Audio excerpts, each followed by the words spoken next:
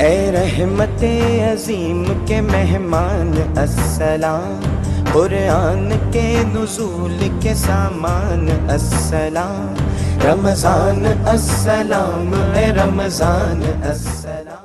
اللهم صل على محمد وعلى آل محمد كما صليت على إبراهيم وعلى آل إبراهيم إنك حميد مجيد۔ اللهم بارك على محمد وعلى آل محمد كما باركت على إبراهيم وعلى آل إبراهيم إنك حميد مجيد۔ بسم اللہ الرحمن الرحیم۔ السلام علیکم۔ میرے چینل نینا جیمز میں آپ سب کو بہت خوش آمدید۔ رمضان کی بہت مبارک ہو میرے تمام دیکھنے والوں کو۔ آج میں آپ کو بتاؤں گی رمضان المبارک کے دوسرے روزے کے وظائف۔ اس دن جو وظائف کرتے ہیں ان کے بارے میں تفصیل سے آپ کو بتاؤں گی، لیکن ویڈیو پہ جانے سے پہلے اگر آپ میرے چینل پہ نیو ہیں تو میرے چینل کو سبسکرائب کر لیں اور بیل آئیکن کو بھی پریس کر دیں تاکہ میری ہر نئی آنے والی ویڈیو سے آپ باخبر رہ سکیں۔ رمضان کا دوسرا روزہ۔ بعد نماز فجر پنجم کلمہ استغفار 70 مرتبہ پڑھیں۔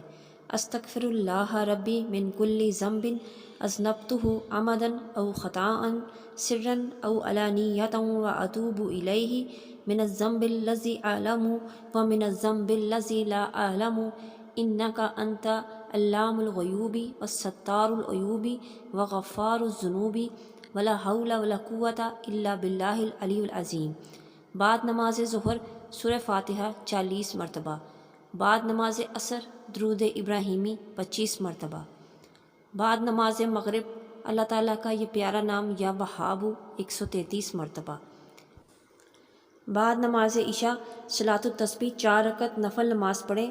تسبیح یہ ہے: سبحان اللہ والحمد للہ ولا الہ الا اللہ واللہ اکبر۔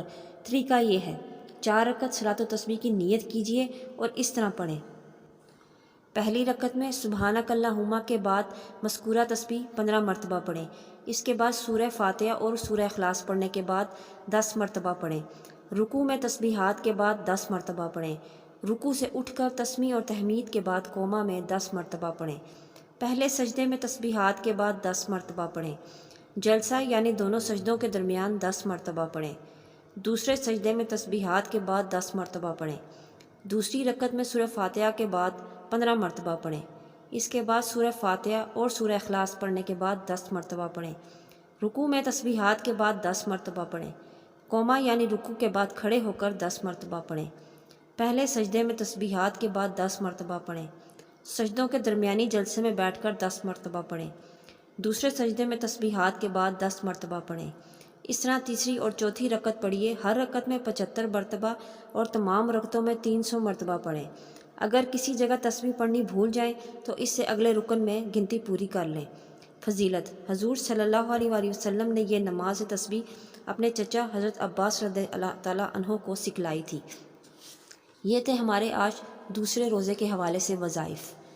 آپ سب سے گزارش ہے کہ میرے چینل کو سبسکرائب کریں، لائک اور شیئر کریں۔ اپنی قیمتی رائے کا اظہار کمنٹس میں ضرور دیں۔ اپنی دعاؤں میں یاد رکھیے اور اپنا بہت خیال رکھیے۔ اللہ حافظ۔